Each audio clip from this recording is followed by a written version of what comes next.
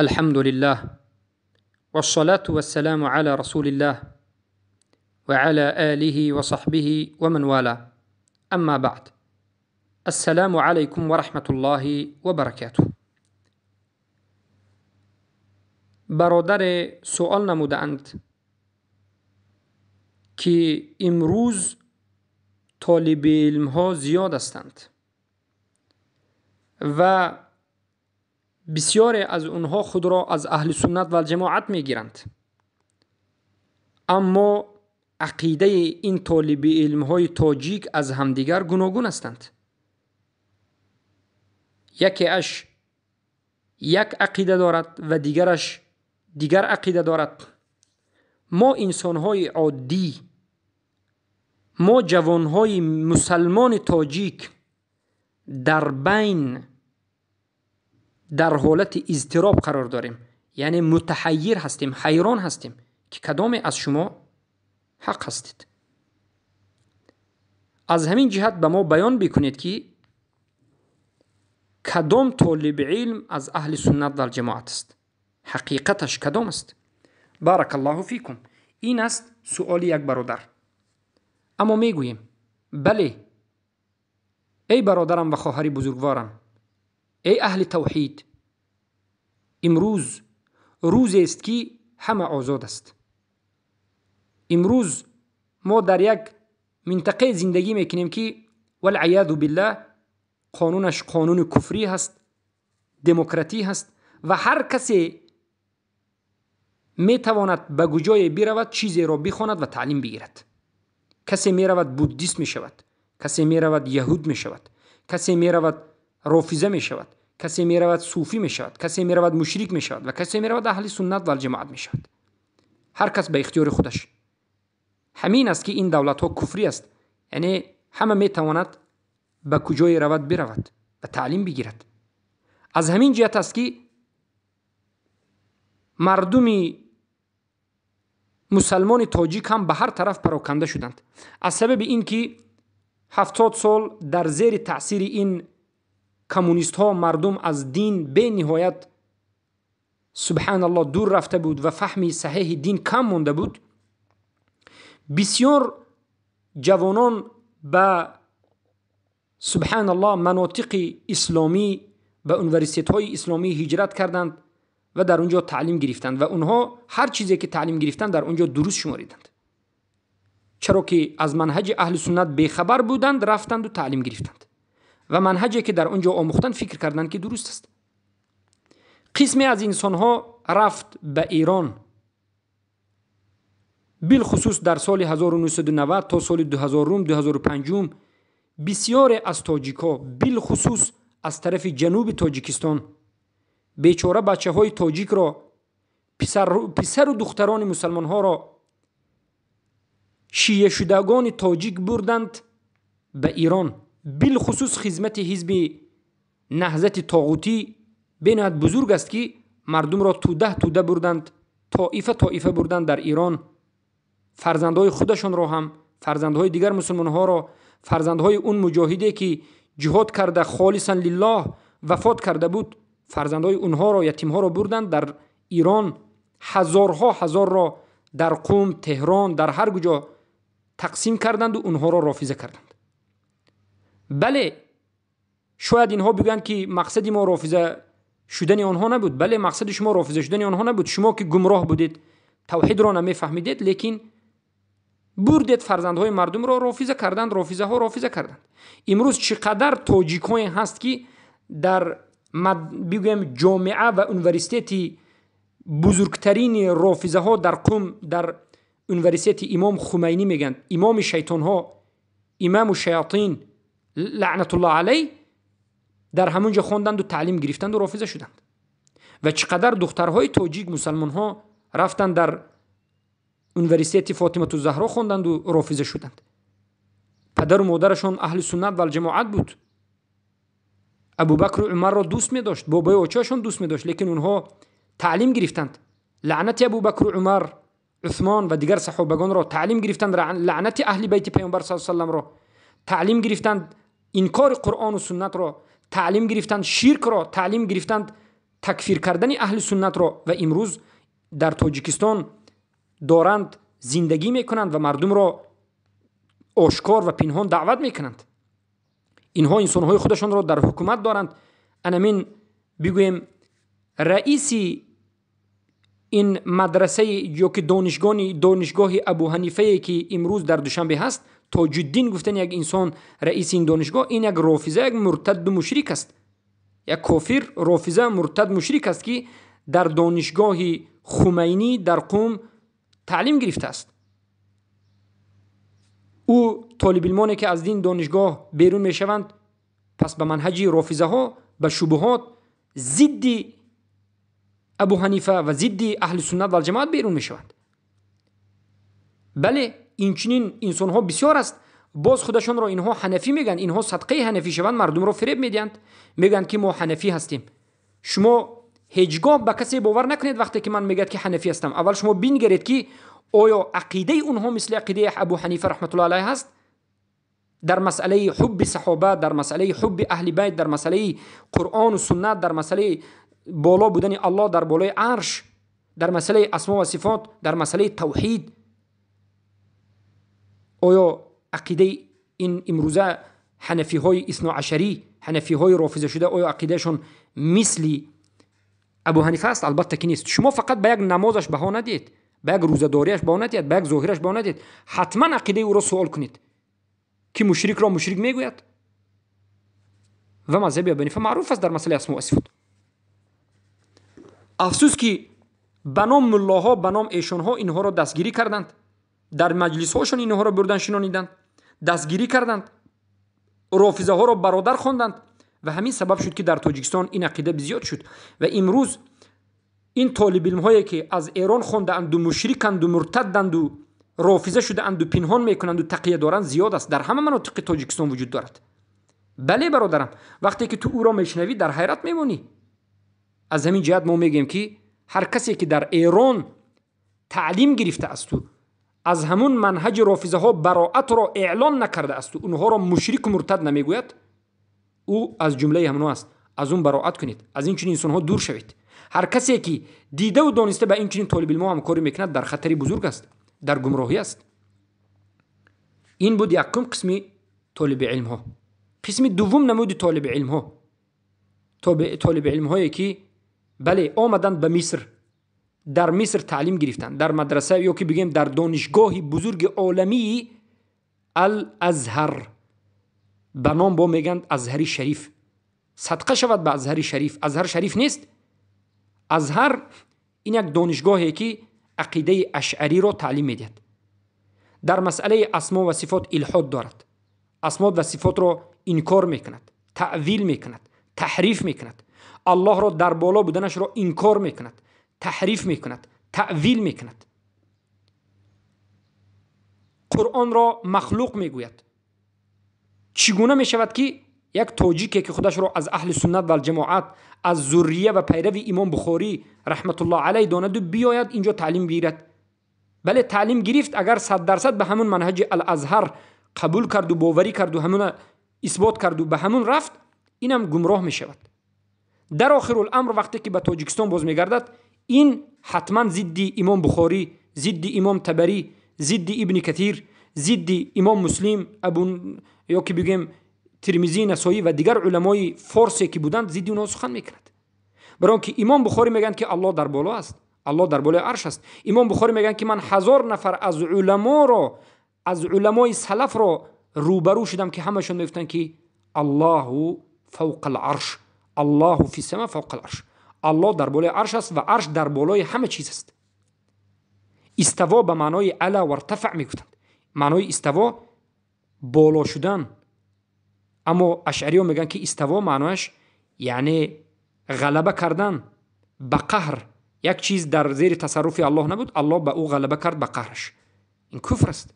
الله در بالا ندانستنش کفر است. ابو حنیفه تکفیر میکردن کسی رو که الله را در همه جا میگفت، چه خیلی که در کتاب خلق و افعال العباد وجود دارد. پس طالب علم هایی که در ازهر شریف گفت خودشون نظر شریف نیست، در همون دانشگاهی ازهر خوندند و در همون جا عقیده همین اشعری ها را قبول کردند، اینها می بیایند ضد قرآن و سنت سخن میکنند و البته شما باز در حیرت میشوید که اینش مثلا رافض است، اینش اشعری است. و اشعری و ماتریدی اینها دودر و اکو هستند، برادر هستند. برادر کسی که اشعری شد داند که ماتریدی شد، کسی که ماتریدی شد داند که اشعری شد. اینا اختلافی بسیط دارند. ما در این مسئله 50 حلقه کردیم، گوش بکنید. اینا هر دوش یک چیز است. کسانی که رفتند سبحان الله، البته مصر هستند جوانهایی که طالب علم‌های اهل سنت و جماعت، الله حفظشون کند، برکتشون بدهد، قرآن را فهمیدند، سنت را فهمیدند و امروز وجود دارند، زیادند. این چنین طالب علمانی که پیروی از منهج اهل سنت و جماعت میکنند، قرآن و سنت را پیروی میکنند، زیادند. لیکن کسانی را در نظر داریم که منهج ازهر را قبول کرده، اشعری شده. برای امروز هست کسای گمراهان هستند که میگن که اشعری حق است. اشعری حق نیست. اشعری عقیده اش موافق عقیده پیامبر صلی الله علیه و سلم نبود. اشعری عقیده کلابی و عقیده خود را داشت و این چنین ماتریدی عقیدهش حق نیست. عقیده او هم مخالف قرآن و سنت است. کسانی که طالب علمایی که ماتریدی است میگد که عقیدتاً ماتریدی هستم، منهجاً صوفی هستم، طریقتاً دیوبندی هستم، فقهاً حنفی هستم، ما میگیم که نامعقول کردی، تو یک گمراه هستی. برای اون که این ناممکن است که این چنین به خودت چیزها سازی. ما میگیم قرآن و سنت، عقیدت با قرآن و سنت باشد، عملت موافق قرآن و سنت باشد، طریقت موافق طریقه پیامبر صلی الله علیه و سلم باشد. ما وقتی که لا اله الا الله محمد رسول الله گفتیم، انا همین رو وعده دادیم. پس این چنین طالب علم اقرار نمیکنیم. طالب علم‌های رفتند به پاکستان، در پاکستان اهل سنت رو خواندند، هستند طالب علم‌های از اهل سنت، اما هستند طالب علم‌هایی که حنفی گفتند خودشون رو، متعصب شدند، گمراه شدند، صوفی شدند، مخالف ابو حنیفه رحمه الله البته سخن کردند. البته ابو حنیفه هم ملائکه نیست، ابو حنیفه هم پیامبر نیست، ابو حنیفه هم خطا کردند، در مسئله ایمان خطا کردند، عمل از ایمان نیست گفتند. اما سخن ابو حنیفه بنیاد بهتر و افضلتر از سخن این بگویم ابو منصور ماتریدی و غیره بود. پس بارک الله فیکم. هستند انسان‌هایی که رفتند به منطقه صوفی نشین، به پاکستان یا که به هندوستان یا که به افغانستان یا که به ایران، به جنوب ایران و غیره، در اینجا تعلیم گرفتند منهج صوفی را و تعلیم گرفتند منهج بدعتی را که مخالف قرآن و سنت است. تعلیم گرفتند تقلیدی مذموم را، تقلیدی که وقتی که قرآن و سنت آمد انکار کن، سخن شیخت را بگیر را تعلیم گرفتند. تعلیم گرفتند شرک را، استغاثه را، وسیله را. این چنین طالب علم ها هم در تاجیکستان وجود دارد، هست. از همین جهت باید احتیاط باشید. و این چنین طالب علم های بارک الله فیکم با مدینه منوره، با جزیره رفتند. جزیره یعنی امروزه مملکت عربستان سعودی، در منطقه گوناگون عربستان سعودی تعلیم گرفتند. و البته که در اینجا منهج در اصل نظر کنیم، منهج یعنی صحیح هست، منهج محمد ابن عبدالوهاب که با قرآن و سنت و منهج سلف این امت بیان کرده می شود. یعنی منهج همین است که هر یک مسئله به قرآن، سنت و به صحابه گردانیده می شود، دیگر چیزی نیست. اما در اینجا هم در سالهای آخر، بگویم سالهای 90 شروع شد تا امروز، مدخلی ها جوش زد، طاغوت پرست ها به وجود آمد. اینهایی که این پرزیدنت ها را، این حاکم های دموکراتی را ولی الامر میگند. حتی کار به جای رسید که حتی پادشاه های خریستیان و یهود را هم ولی الامر گفتند در فرانسه و در غیره. به جای آمد که مدخلی های ایرانی رافضه را هم ولی الامر گفتند. در تاجیکستان هم البته مدخلی ها وجود دارد، بسیار است. جاهل ماندند از منهج قرآن و سنت، از منهج صحیح، از منهج صحابه، و کافر را، مرتد طاغوت را گفتند ولی الامر است، اطاعتش واجب است گفتند. و گفتند که ایمان این مکملات است، عمل از مکملات ایمان است. و این چنین گفتند که بارک الله فیکم، یعنی به پارلمانت های شرک داخل شدن، به انتخابات رفتن، این شرک نیست گفتند. همه این سخنشون مخالف قرآن و سنت است. و این چنین مشرک را مشرک نگفتند. و اهل سنت و جماعت را خوارج میگویند. اینها اهل سنت و الجماعت را خوارج میگن. اشعری ها و ماتریدی ها اهل سنت را مجسمه گفتند. رافضه ها اهل سنت را ناصبی گفتند. مدخلی ها اهل سنت و الجماعت را خوارج گفتند. پس این است حال طالب علم ها. هست طالب علم هایی که در مدینه منوره تعلیم گرفتند، در سعودی تعلیم گرفتند، لیکن سروری هستند.